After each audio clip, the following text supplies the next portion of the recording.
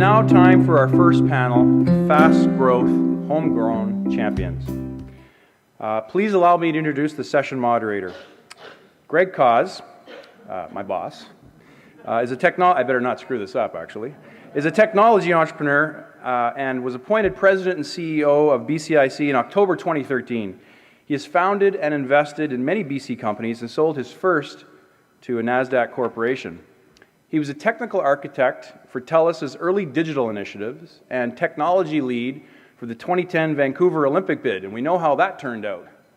A graduate of the Royal Military College of Canada, Greg was trained as an aerospace engineering officer. Ladies and gentlemen, please join me in welcoming BCIC's Chief Executive Officer, Greg Cause. Well, it's my pleasure to be here today to lead this dialogue around the revolutionary potential of using innovation as a mechanism to truly leapfrog the competition.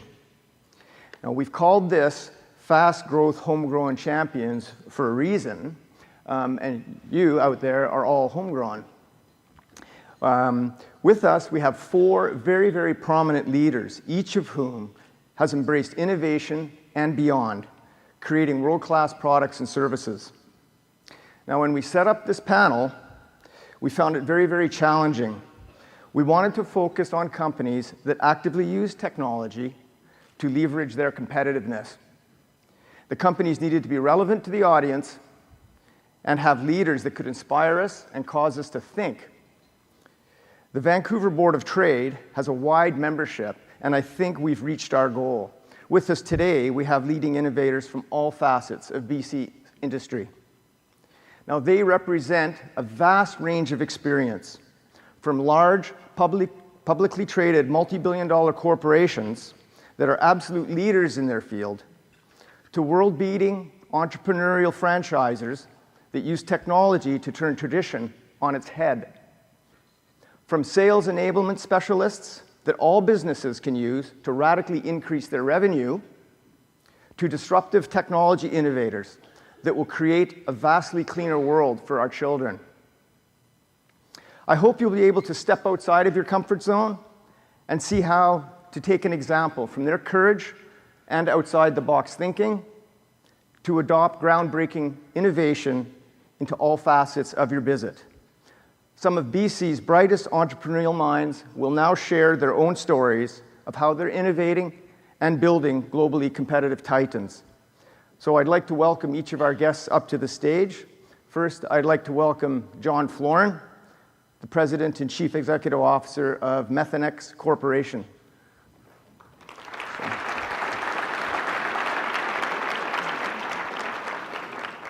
Next, I would like to welcome Greg Malpass, who's the Chief Executive Officer and founder of Traction On Demand. Okay, you can go your own way, because I know you always do anyways. That's great. A classic startup. Third, I would like to introduce Jonathan Roan. So Jonathan is the President and Chief Executive Officer of Axine Water Technologies. Welcome, John. And last, and certainly not least, Brian Scudamore, who is founder and CEO of 1-800-GOT-JUNK, You Move Me, and Wow One Day Painting, to name a few. Thanks, man. All right. So next to me, I have John Florin. John is Methanex's President and Chief Executive Officer, and he brings more than 30 years of innovative international management experience in the chemicals industry. John has got his BA in economics from the University of Manitoba, attended Harvard Business School's program for management development, and the International Executive Program at INSEAD in Europe. Now, as the world's largest methanol producer and supplier, Methanex continues to advance its leadership position in the global methanol industry. By 2016, Methanex plans to deliver growing its operating capacity by approximately 3 million tons of methanol through delivering on a number of value-added projects. And since 2013, the company has added 2 million tons of operating capacity through growth in projects in New Zealand, Medicine Hat, and Louisiana. Methanex is a Vancouver-based publicly traded company. Next to John is Greg Malpass. So after spending nearly a decade in marketing and enterprise sales role, Greg Malpass founded Traction on Demand, a Burnaby-based cloud technology company and software development firm in 2006. Now, he's the first to admit that his intentions in starting Traction were very simple: to serve a small number of clients and help them better unite their sales and marketing teams. But contrary to his early intentions and using his unconventional leadership style, Greg has grown Traction into a nationally registered brand with 125 Tractionites. And in 2014, Traction was named the 3rd best place to work in Canada. Good for you. Now, while Greg rarely admits to having a plan or even a business guess, he's the first to share his hopes for Traction, which are to build a company that plays a positive and purposeful role in the lives of its team members, customers, partners, and community. So it's great, Greg. Jonathan Roan is a clean technology entrepreneur. He's CEO of Axine Water Technologies, where they're developers of advanced wastewater treatment solutions for industrial customers in the oil and gas, chemicals, pharma, and semiconductors industry. He's the founder and chief executive officer of NextEra Systems, an award-winning developer and supplier of biomass gasification heat, power, and syngas systems, where he grew the company from product concept to sales to manufacturing of multi-million-dollar power systems. And just as an aside, where I live, my home is in Victoria, in Dockside Green. All my heating comes from a NextEra system. So it works. I can tell you that. Before NextEra, he was chief operating officer of a NASDAQ-listed corporation, partner in the Delphi Group, and he began his career in the oil and gas with Dome Petroleum and Amoco Canada. So Jonathan currently chairs the BC Cleantech CEO Alliance and is a member of the British Columbia Premier's Technology Council and on the advisory board of the Pacific Institute for Climate Solutions. Jonathan served on numerous clean tech, environment, and economic development boards, including Van City Capital. And he's in the process, and I know he's quite successful, at launching a new $250 million clean tech oil and gas fund specifically aimed at sourcing disruptive clean tech solutions for Western Canada's oil and gas industry. And my partner on the other end, the other bookmark, Brian Scudamore, well-known founder and CEO of 3 franchise companies, an entrepreneur recognized for his passion, vision, and faith in people. Brian started his first business, 1-800-GOT-JUNK, when he was 18 years old in Vancouver. He went on to revolutionize the junk removal industry, but he didn't stop there. In 2010, he set up Wow One Day Painting, and in 2013, his latest venture, You Move Me, which is a unique moving company. Now, Brian and his companies have had celebrated appearances on many programs, such as Good Morning America, Dr. Phil, The Today Show, Oprah, Undercover Boss, Hoarders.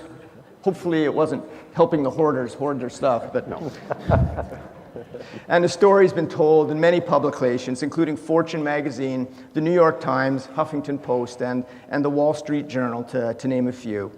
Some of the accolades include Fortune Small Businesses Best Bosses Award, the Globe and Mail's Top 40 Under 40, the International Franchise Association's Entrepreneur of the Year, and while at 1-800-GOT-JUNK, they're a 3-time winner of the prestigious Best Company to Work For award in British Columbia. So, hopefully I didn't miss anything out, and there won't be a test on this. Don't worry. But what I'd like to do is just start. We'll have a conversation. I'll seed the question, and then we'll just see where it goes from there. And at the end, there'll be 15 minutes for questions, and I believe there will be forms on your desk where you can write your questions down, and then they'll bring the questions up to us up here, and we'll try and answer them for you. So who would like to go first? I mean, the first question here is, what would be sort of the number one piece of advice you'd have for companies? And I won't say tech and innovation, but just number one sort of advice to leapfrog innovation. I'll bite. Okay, there you go. I'll bite. When I think of innovation, the biggest thing I think of is speed and agility, because the greatest innovations come sometimes from small point failures and the ability to kind of zip through them. So that would be kind of my perspective on that. I don't know what you guys think. Failure, innovation? No? Takers? I'll try. I think for us in Methanex, innovation is all about our people. Hiring the best and the brightest and engaging them and letting them take opportunities and chances around the world. We're operating in 17 sites around the world, so we have a very diverse culture, very diverse set of people working in our business. So you get different ideas from many different cultures, many different people. Seeding those ideas, although we're a $6 billion company, we're only 1,100 people around the world. So you get to know each and every one of them individually and understand their needs and really promote them to be the innovators for our company going forward. So I think starting with the best people, learning and development, and having a great culture in your company is really part of innovation for us. I guess I'd offer my perspective. Minister Verk talked about the fact we've got 84,000 people in our tech industry. I think we can be proud of that. But I think tech and innovation is often a bit misunderstood. We're not a tech sector in and of ourselves. We are part of a supply chain of many other businesses. So we sell our technologies into the forest products industry, the oil and gas industry, the mining industry, the pharmaceutical industry, the semiconductor industry. So we are part of a larger supply chain. So innovation has to happen in our companies in order to leapfrog and create new standards. But without innovation in companies like John's company, who are users of technology, or Brian's company, who are adopters of our technology, we can't succeed. So we talk a lot about our tech industry, and we probably talk too much about tech, but it's really about our customers. It's about our value, it's about our supply chain. So you're critically important to our success. And I think my ad is, I'm very ADD, so I tried to keep my concepts simple and memorable, but ABC, always be caffeinated. And while I say that half jokingly, I know the startups will appreciate it, but while caffeine is a stimulant, stick with me for a second, I believe you got to surround yourself with stimulating ideas, stimulating people. We have an open office environment, no private offices for anybody in the company. We're always surrounded by an energy and a buzz, so our culture just is innovative in its own right, is that we're always getting ideas, we're feeding off of each other. So while I'm always going everywhere with a coffee in my hand, it's more that we want to be surrounded by stimulating people and thought-provoking ideas. You know, I don't have the answers, but most people in my company do, and if I can be surrounded by them, that's what works. Yeah, that's a really interesting theme, the people, because no person is an island within their company, and when you're the boss or the chief executive, it's not really all about you. It's about how do you actually get your people to bring out their ideas. And one of the things that I've seen over the years is that certainly in companies that would be more traditional or have been around a long time, getting that innovation out, percolating it up to the top, or percolating it to a place where you can actually, innovate within your company is troubling. Sometimes people aren't rewarded for trying to change the way we do things. Any comment on that? I think we reward people who fail, not multiple times, Okay. but we want people to make One chance. Yeah, if you fail multiple times, you're rewarded with an open door. But if we want people to think big, try new things, take some risks. While again we've got an open office environment, we have private offices for meeting rooms for idea generation. One of them, they all have names, is called WTF, and that stands for wanting to fail, willing to fail. We want people to take risks because that's where the innovation comes from. If you don't try new ideas, if you don't challenge yourself and when I think of innovation, the biggest thing I think of is speed and agility, because the greatest innovations come sometimes from small point failures and the ability to kind of zip through them. So that would be kind of my perspective on that. I don't know what you guys think. Failure, innovation? No? Takers? I'll try. I think for us in Methanex, innovation is all about our people. hiring the best and the brightest and engaging them and letting them take opportunities and chances around the world. We're operating in 17 sites around the world, so we have a very diverse culture, very diverse set of people working in our business. So you get different ideas from many different cultures, many different people. Seeding those ideas, although we're a $6 billion company, we're only 1,100 people around the world. So you get to know each and every one of them individually and understand their needs and really promote them to be the innovators for our company going forward. So I think starting with the best people, learning and development, and having a great culture in your company is really part of innovation for us. I guess I'd offer my perspective. Minister Burke talked about the fact we've got 84,000 people in our tech industry. I think we can be proud of that. But I think tech and innovation is often a bit misunderstood. We're not a tech sector in and of ourselves. We are part of a supply chain of many other businesses. So we sell our technologies into the forest products industry, the oil and gas industry, the mining industry, the pharmaceutical industry, the semiconductor industry. So we are part of a larger supply chain. So innovation has to happen in our companies in order to leapfrog and create new standards. But without innovation in companies like John's company, who are users of technology, or Brian's company, who are adopters of our technology, we can't succeed. So we talk a lot about our tech industry, and we probably talk too much about tech, but it's really about our customers. It's about our value, it's about our supply chain. So you're critically important to our success. And I think my ad is, I'm very ADD, so I tried to keep my concepts simple and memorable, but ABC, always be caffeinated. And while I say that half jokingly, I know the startups will appreciate it, but while caffeine is a stimulant, stick with me for a second, I believe you got to surround yourself with stimulating ideas, stimulating people. We have an open office environment, no private offices for anybody in the company.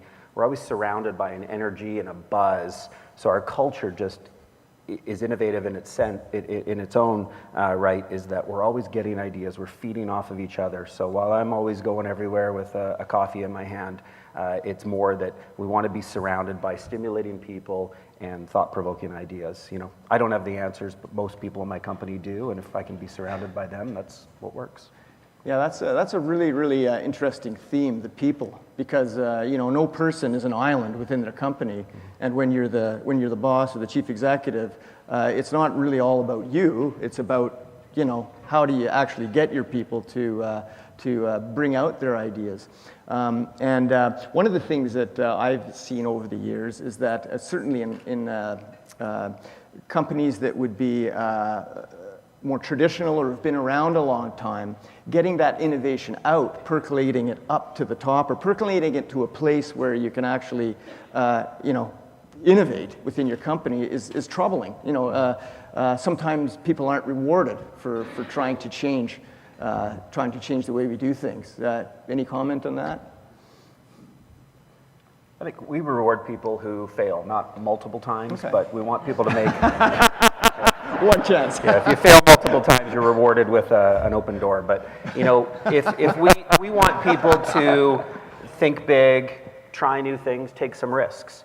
While again we've got an open office environment, we have private offices for meeting rooms for idea generation. One of them, they all have names, is called WTF, and that stands for wanting to fail, willing to fail. We want people to take risks because that's where the innovation comes from. If you don't try new ideas, if you don't challenge yourself and push the boundaries, you're never going to discover anything new. I think Brian's hit the nail on the head. I mean, unusually so, I guess, this early. They know each other, so watch out for the dynamic. I think it's a critical idea. In a tech startup, you often start with a blank sheet of paper, some ideas, some brilliant people, and enough money just to fall and fail while you fall over the finish line. And so you have to have people who are willing to take risks, and you have to have people who are willing to fail. And when you're going out to the market, we're always looking for what we call early adopters, and those are customers, and they're a very small segment of any vertical market. Greg knows this well. We live and breathe our early adopters, and these are customers who are willing to take risks. And so if you're actually going to innovate, you have to create culture of people who are willing to take risks, and they're not and they're rewarded for taking risks, and that's a difficult thing to do because risk involves failure, and so you often have to fail. I think someone said earlier today, that tech company was an overnight success after 10 years of failure. You fail a lot. And you've got to have brilliant people that help you get out of those box canyons, and you have to have a culture of teamwork that people can pool their ideas and you can move forward. So that idea is super powerful. Yeah. So as we talk about culture, what is interesting also is how do you take that into action, right? How do you find or how do you define a culture that's actually going to help you and your organization evolve and also help people really embrace that adversity? And one of the more interesting things that we found is you don't find them in technology, right? It's not just people that went and they became programmers and they figured things out. It's finding novel, smart, creative, culturally fitting people in other industries as well. So some of our star performers are, one gentleman, he was an HVAC engineer for the Surrey School District. And he, in his free time, would build Excel models to try to figure out how to crack the market. And he thought he had successfully cracked the market. So we had to meet with him. Another guy was a helicopter mechanic for one of the outfits out in Whistler. And he was just a relationship guy. And so it's recognizing kind of those kind of raw, kind of, say, formable skills and capabilities, and bringing those people in and giving them an environment where they can be creative and bring almost kind of the novelty in their own industries or other things they've seen, and even convert maybe what could be frustrations into opportunities. For us, it starts with the vision of the company, and that's global methanol leadership. And if I think back on our history, we started one small plant here in British Columbia in a place called Kitimat. And we've grown the business to be the leader in the industry just over 20 years, to having 11 plants around the world, 6 sites, 17 different places we have offices and plant sites around the world. And it's around that leadership and that really drives what we do every day. Our customers want to buy more from us. I wish I had more to sell. So we're busily trying to build capacity. The challenge in our industry is methanol usually, traditionally was a chemical building block. Just about everything in this room has methanol in it. Now it's really a product for energy and clean burning, and 40% of the demand for methanol today is for energy, and the markets for energy versus chemicals are vastly different in size. So our customers want to buy more. Every time we build a plant, it takes about 5 years and about $1 billion. So these are big bets. So not being an engineer, working with a bunch of engineers all day, you can imagine when a team came to me and said, we're going to cut up an idle plant we have in Chile, and we're going to put it on a boat, and we're going to move it to Louisiana. And I said, oh, that's interesting.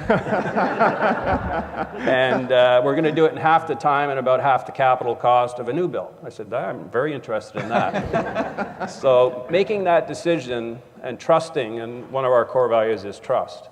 Trusting our team, although it's never been done before, that we can do it, and we have the team that can execute it. And we started that plan up in January after 2.5 years of actually taking these plants, sit on a site of about 200 acres.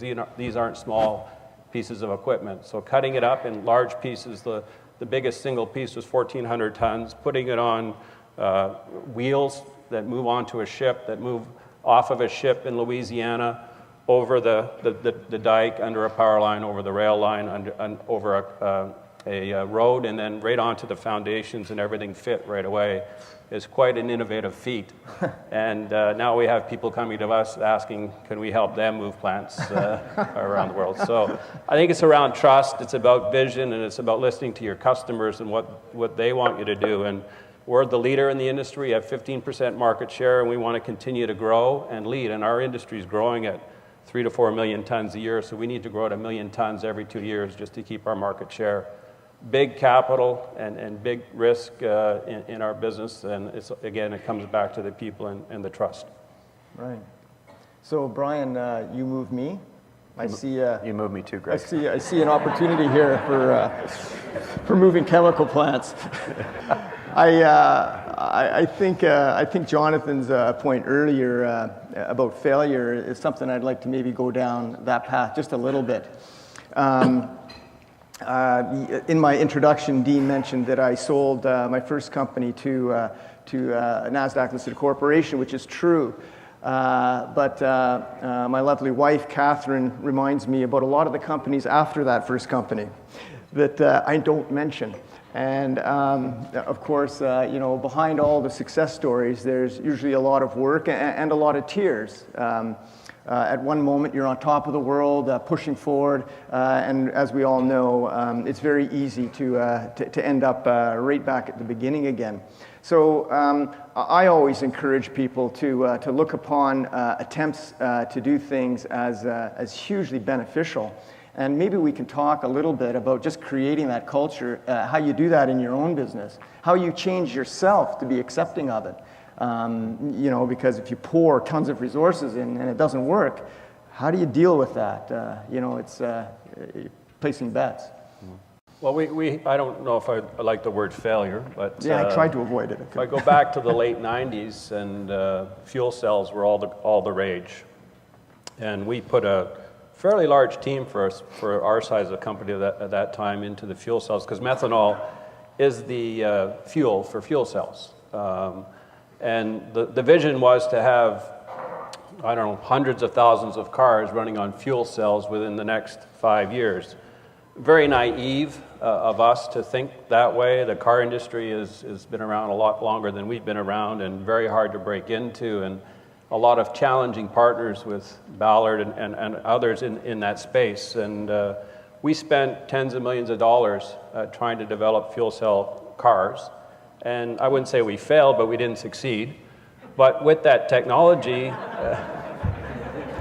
that technology is still around and still being developed, and not for cars, but for power units and standalone power units to replace batteries and diesel generators, et cetera. So the vision, I think, one day we will see methanol fuel celled cars, but not in the time frame that we were expecting, and as well, thinking that we could influence that decision, I think, was a little naive and maybe a little arrogant. So there's always a success side of the failure side. I'll jump in on failure. So I've gone to, if you go from kindergarten to university, I've gone to 14 schools. The only one I graduated from was kindergarten. And do I see that as failure? Absolutely. But the failure got me to realize I wasn't good at school. I love learning. I've got so many books and articles and mentors and people I turn to. I loved learning, but school did not work for me. So I recognized the failure was an opportunity to succeed. I think you fail. Greg said it this morning when he and I were chatting about fail fast. Just it took me a while to realize school didn't work, but get out of there as quick as you can, whatever the challenge might be. 14 times. 14 times. Awesome. Nice. I've failed so many times I can't even begin. I don't know where to begin. I think I guess an anecdote that I would talk about is that when we in the companies that I've run, we've often end up talking to customers who are interested in the solution you've got to their problem. So we're in the business of solving customer problems, and they very often say after you make your pitch, have you had any problems with the technology as you've developed it? And my typical answer is, do you want the top 10 or the top 20 problems? And they're always stunned because they're used to hearing, everything's good, everything's fine. But the reality is, and the honesty is that it's difficult to build new technologies. It's difficult to take an existing standard and completely disrupt that market and crush the competition with something that's 10 times better. It's not easy. And there's a lot of failure that goes along with that process. And you have to build a company and a team of people who are comfortable with ambiguity, because in a tech company, there's lots of ambiguity. You can't see the market, you can't see the competition, you can't see what your economics look like, you can't see your supply chain to begin with. And so that honesty of that failure and that honesty of those problems, I think, is something that we've tried to communicate honestly out to our customers and partners, and the feedback has been fantastic. So right now, there are 150 projects that are being currently processed by my company, Traction on Demand. And all those projects, we're stitching people, process, and technology together. And what's interesting is, I think when we talk about failure, I think failure is very easy to accomplish if you set kind of your next milestone as completion and there's a full stop. I think that if you start breaking things into small, bite-sized pieces, right? You can start really processing through things, and you can maintain agility through that change. And what's amazing from our perspective, we're working with all these companies who are taking risks. They are really at the forefront of innovating and trying to figure out how to better bend technology and use technology to become more agile and become more significant in their marketplaces. And I would say not a single one of those projects is the exact kind of linear path to the finish. Because the other thing we also forget about is the resiliency to change within the people. So you can still have an incredible culture, and your people can be open to accepting failure or challenges and adversity, but the thing is you need to carry them collectively through a process, and you need to listen to them throughout that process so it can be theirs. And that's where the innovation is born. The innovation comes from the very lowest level in the organizations. It doesn't come from the leader. The leader's job is just to kind of sit above maybe and hopefully create that environment or support that environment and show the openness for the failures or the challenges. But everything is incremental, and it's very small change leads to massive and disruptive change. Yeah. No, that's really interesting. Actually, I've got a question about everybody's thought processes, because you're all successful guys. Well, except for the failure part before. But I'd like to know maybe from each of you about your thought processes. How do you get ideas to actually do the things that you do? Is it laying awake at night staring at the ceiling, or you're out for a run? Or suddenly you have this eureka moment. Maybe you don't even know the answer, but I think it would be really interesting to share that and sort of personal, how you approach it. Brian, you've got 3 huge things going right now, simultaneously juggling, and I'm sure there's a fourth rattling one around coming. in there. Yeah, fourth one coming. I get my ideas from the space, from the free time that I give myself to be out of the office, sitting in a coffee shop, skiing on the hill, being on vacation. My own ideas, the best ones, seem to come when I'm not focused on the day-to-day, the operations, the details, the weeds, whatever it might be. And then, like Greg had said, I think the best ideas come from our team and our people. And we get to be someone that helps to facilitate or encourage great ideas. And I do find that consistently the best ideas are a lead off from the bad ones. So it's getting people to have the courage to speak up, and you're not going to sit there and go, man, that was the worst idea. But you do want someone else in the room to feed off that and say, hey, well, that might not work. What if we did this? Right. But you never get it right the first time. Our ideas really come from our customers. We're fortunate we only have 40 customers around the world, so they're buying up to $500 million of methanol from us at any given year. So our relationships with our customers are truly integrated, teams of people. You can imagine if you're spending $500 million on a raw material, you've got their best and brightest on the other side of the table, and you need your best and brightest. But instead of an adversarial kind of relationship, what we've done is built what we call a win-win, or relationships where we, instead of trying to divide this pie between the two companies, we try to grow the pie to 10 times larger and then split those proceeds between the two companies. And is that innovative? I think it is. I think anytime you sit down between two large companies with your best and brightest, the ideas flow, the opportunities flow, and the pie increases, and we're better off both for that type of interaction. The other way is, I mentioned methanol is more and more being used for energy and for clean energy, and attending a lot of the clean energy kind of forums. And one company, a ferry company in the Baltic region of North Europe, was facing a challenge, as all people were in that area, with new emission standards, mainly for sulfur and nitrogen, which came in the first of this year, where the industry traditionally burned something called bunker fuel, and that's what's left over when you refine a barrel of oil. That's the 10% on the bottom. You can either burn it on ship, very polluting, or make asphalt. Those are the two applications for it. as these regulations come into North America and into the Baltic region and more widely around the world over the next 10 years, there was a company that wanted to be innovative and use a renewable type product to run their ferries, and the company's called Stena. And you can use methanol to run ferries. And we put a team together with other people, the engine maker, the ferry company, handlers of methanol, and developed a project that is going to launch the first ferry here at the end of the month on the 30th of March. It's going to run on methanol. And the nice thing about running on methanol, it's clean burning. It meets the emission standards better than LNG, better than marine gas oil, and it's flexible. You can use methanol, you can use marine gas oil. So that kind of innovation is going to drive a whole new market for methanol that's not only good for the industry, but good for the companies that are using that technology because it's meeting emission standards and you can get renewable methanol as well. So it's really accomplishing a bunch of different things, and that's really through conversations with people and solving problems. Do you want to go? You go. Oh, okay, I'll go. I kind of like it when you answer the question. Hey, so one of the things that's interesting is like, so where do the ideas come from, right? And I think it's just it's pattern recognition in a lot of cases.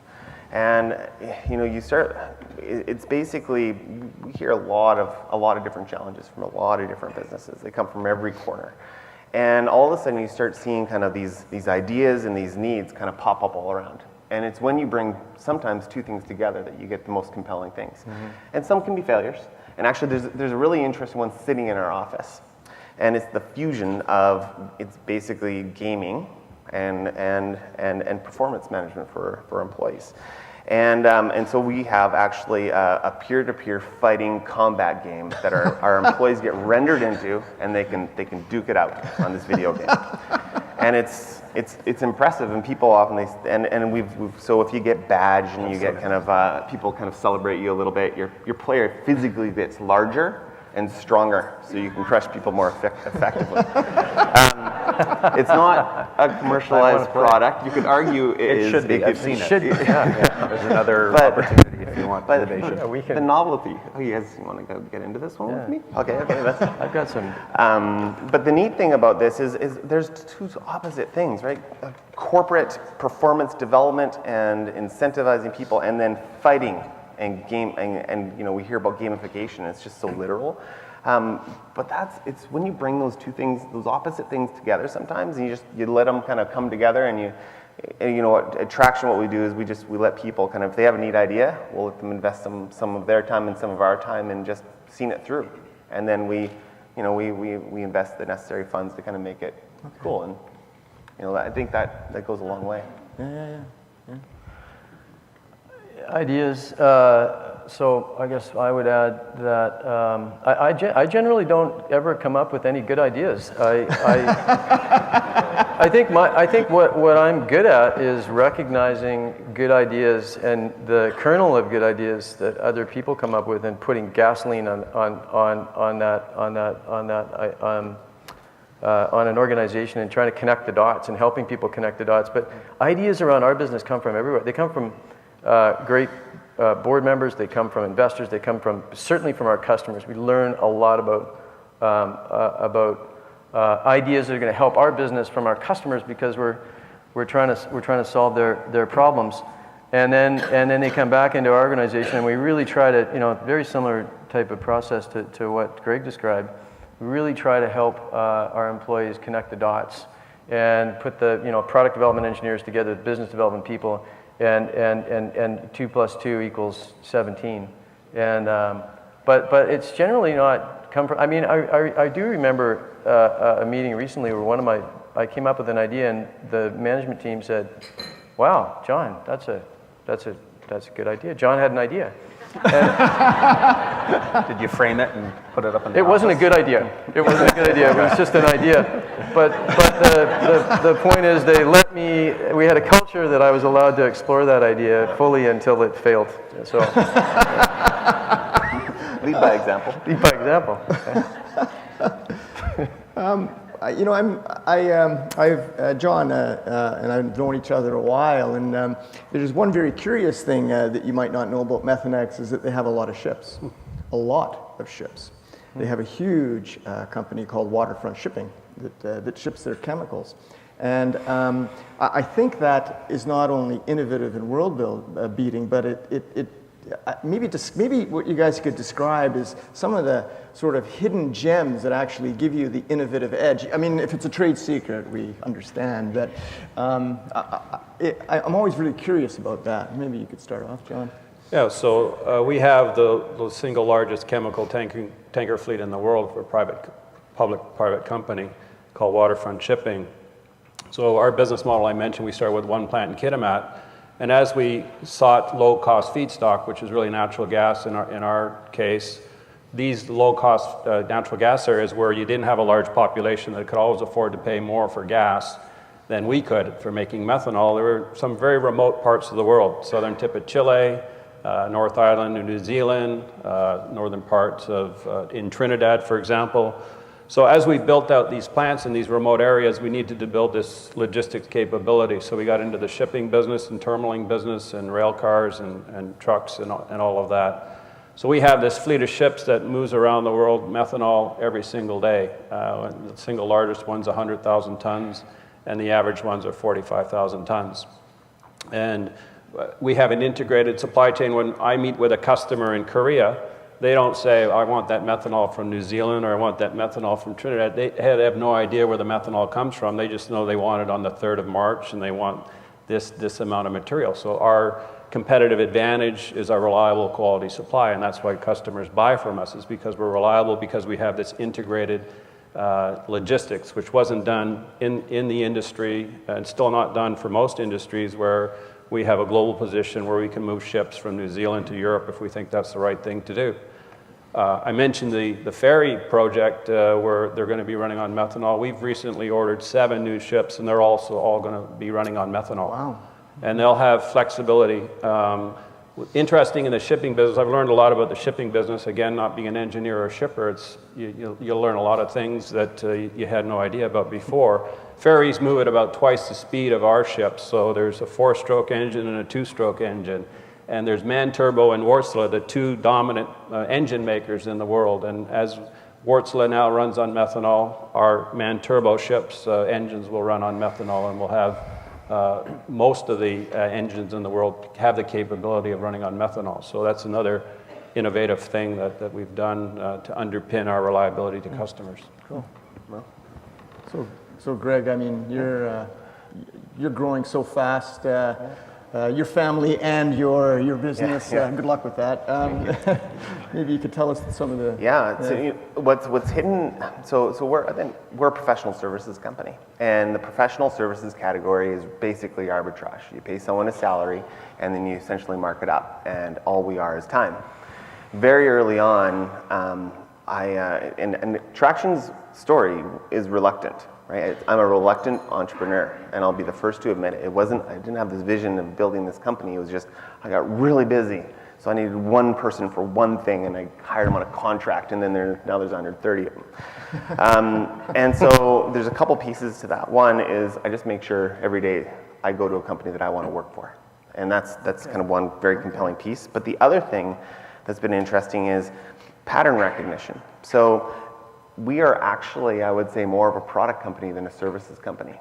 Traction holds IP on over 500 different commercialized software applications that we bring to our customers to allow us to accelerate the cycles of development.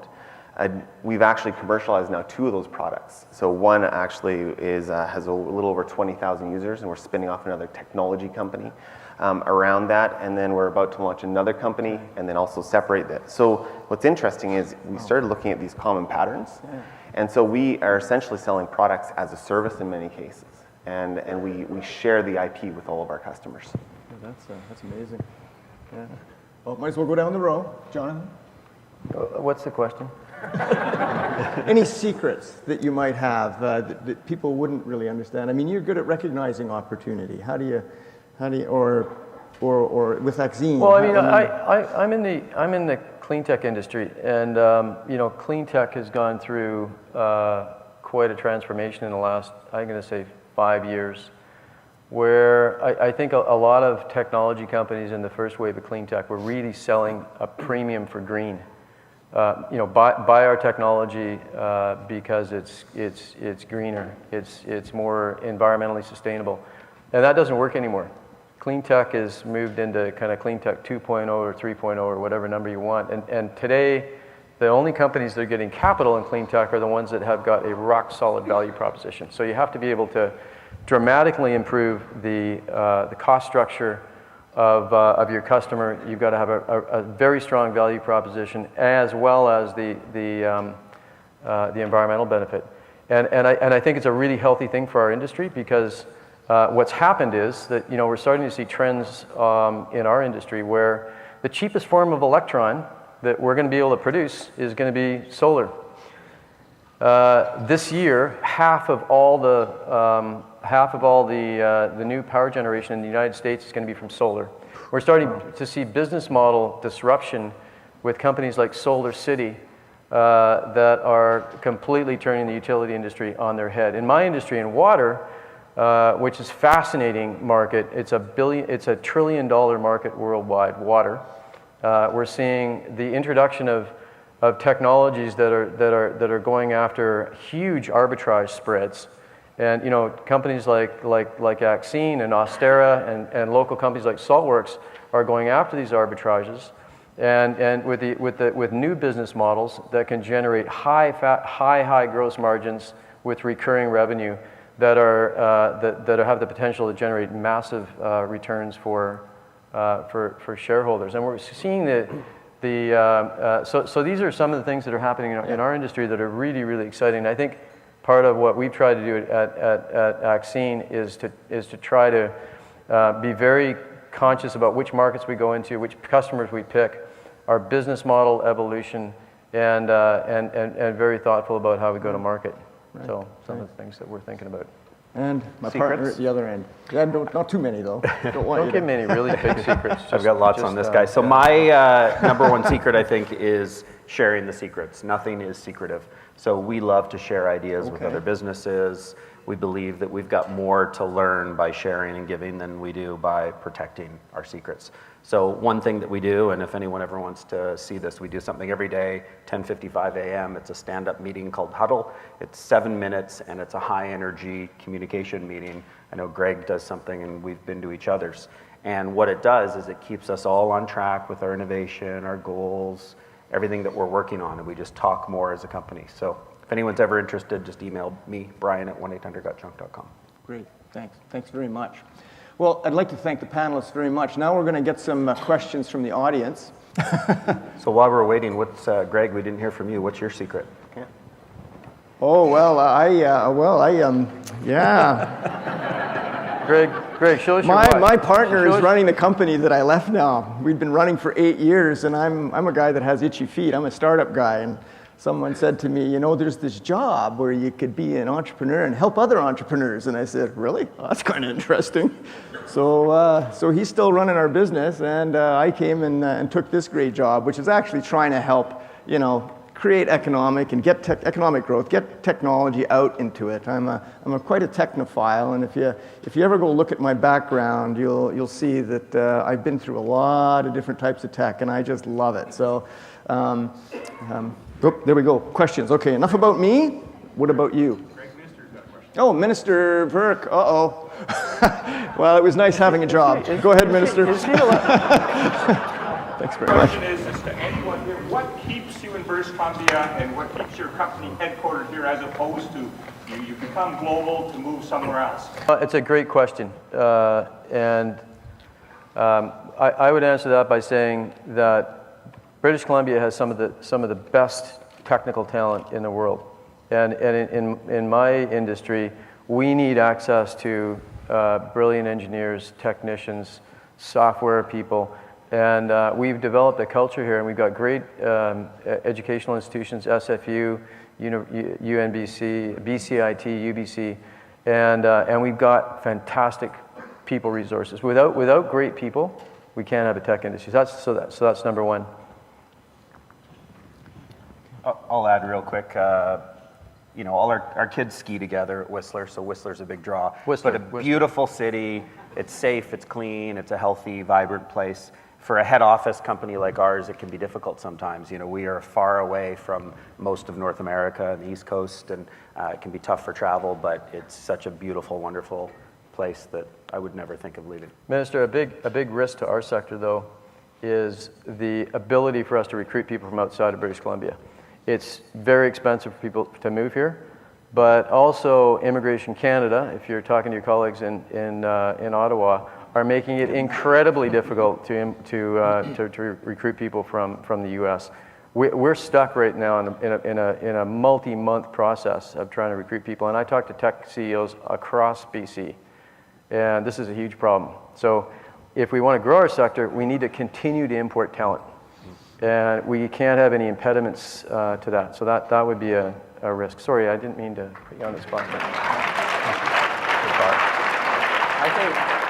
I think we're actually the province is actually at a point of a TSN turning point, where this used to, when you look back, BC was a great place to start a business and sell it, right? And what is it, 50-itis or whatever the number is, and you got kind of these serial entrepreneurs that would start businesses and flip them, and start them and flip them, and now what's interesting is there's a very quiet pride in British Columbia, and I feel it within my business, and it's actually what's amazing. So we have an office in LA, we have one in Montreal, we have Vancouver. My US teams want to move to Vancouver because they want to be part of the culture that we're building here, which is like we're going to win. And I am very, very vocal in saying I will never exit or sell my company. Well, we're in British Columbia by accident. As I mentioned, we had one plant and we hired a bunch of people that worked in Vancouver. And as we acquired a bunch of companies around the world, we just kept adding highly skilled workers here in Vancouver. When I think that we could be anywhere in North America, as we are publicly traded, we have to have an office somewhere in North America. We have about 110 people here, and when I think, you know, could we be in New York or Toronto or Dallas, probably lose about half of those people, and that's very disruptive to any business. So the cost of people in our business is very low. Building a plant, natural gas, raw materials are much higher cost than people. And it's a great location when you're a global company. I can get on a plane direct to China, direct to Korea, direct to New Zealand, direct to anywhere in Europe. So the time zone works and the transportation works extremely well. So I think to move, you'd have to have reasons why you wouldn't want to be here as opposed to being here. And I echo my colleague John's view on the temporary foreign worker piece of legislation, or not even legislation that came in, but I guess from the executive branch of the government is, you know, we're looking to spend about $100 million here in Medicine Hat in the summer by doing what's called a plant refurbishment. We can't bring workers in from our other sites on a temporary basis to help us with that project. So it's a big issue for us as well. And I'd say the cost of housing. We hire people all over the world, and when they come here and see the sticker shock on the cost of housing, it's always an interesting discussion. So I think those are the issues for us, but I think we'll be in British Columbia for the foreseeable future. That's great. So we've got about 3 minutes left. So I've got a question here from Art Green of the Vancouver Canucks. Anybody here a Canucklehead? In the time remaining, please give a specific example of how you rewarded a risk taker, and what was their risk, and what was the reward. So, I don't know if anybody's got an idea. I'll jump in. We have a trophy called the Can You Imagine trophy, and it's a Starbucks cup with a quote on it that says, and it's sort of in glass, it's a quote that says, you are what you can't let go of, and it says, you know, my name, but 1-800-GOT-JUNK below it. It was on 10 million cups worldwide because someone in our company said, can you imagine, we've got this big wall, can you imagine, and we put people's names and projects that they want to make happen, something big, hairy, audacious goal type thing. And this woman came to me in her office, a marketing manager, and said, can you imagine us being on all those Starbucks cups with the way I see it quote? And Starbucks helped me write a quote and put it on there, and 10 million cups free advertising. So we use that cup as a symbolic, what can you imagine? What can you dream that you could potentially make happen in the company? Right. Because it's a Canucks question, I'll answer it with a Canucks answer. So we actually have an award called the Linden Cup. And every quarter, people get one vote, and they vote for the person who basically demonstrated the attributes of Trevor Linden, right? So quietly, working, kind of inspiring change, steps up when necessary, but was the first to step behind their teammates to kind of help them flourish. And so they win the cup, they get engraved in the cup, they get a drink of beer out of the cup, then they can hold the cup over their head and they get it on their desk. And then we give them a Boston Tread stapler as a leave behind with their name engraved on it as well. And so we actually, and we use that as really, it's also a careful consideration on advancement. So with the new ventures that we're launching, those people are the first who are tapped on the shoulder and given the opportunity to lead new businesses. That's question. fantastic. Yeah. Just kidding. It's awesome. Any other rewards and risks that you guys can remember? We at Methanex, we have what we call a one-team philosophy, so we don't really give individual awards like some of my colleagues here. But we believe in succeeding as a group, 17 sites around the world. You're always going to have problems. When you're in countries like Egypt and Trinidad and other places, you're always going to have issues, but for us it's about one team. It's about have you achieve the company's goals, and that's really satisfying the customer. So customer metrics for us are extremely important. This project I just mentioned, moving a whole plant from one part of the world to the other part of the world, certainly the team that was involved in that did get a little extra reward in financially this year, because it was quite innovative and quite challenging. But we don't have kind of individual cups or things like that. Jonathan? Yeah, I think in my experience, at the early stage, so Axine is a relatively new startup. So at the early stage, we tend to not give individual awards because there's so much collaboration, there's so much teamwork. Everything's done in teams. So we've got overlapping teams that are involved in product development, supply chain, customer development, and so we tend to keep people focused on the company goals, and it aligns with employee compensation and incentives. Earlier stage, way more focus on the company success, and then as companies get bigger, you can start to recognize more of on an individual basis. So I very much see it as sort of a stage of development type of thing in terms of how we think about it. Right. No. Yeah, I love those. Thanks very much, Dean. We're done. I'd really to thank you guys for coming out today and sharing your experience. For me, it's been very, very enlightening and actually very, very entertaining. And I'm glad you two down the end were good, and that Greg, you didn't have to move seats. John and I have the ties down this end, so we're staying out of all that. But, Thanks a lot.